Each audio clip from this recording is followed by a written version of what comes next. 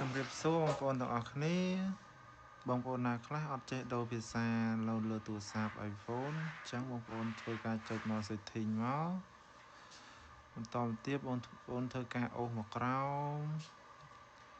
ហើយធ្វើការចូលកន្លែង Ilpan បន្តទៀតបងប្អូនធ្វើការ control ខាងក្រោមមកហើយចុចយកកន្លែងគេដាក់រូបផែនដីនោះបងប្អូន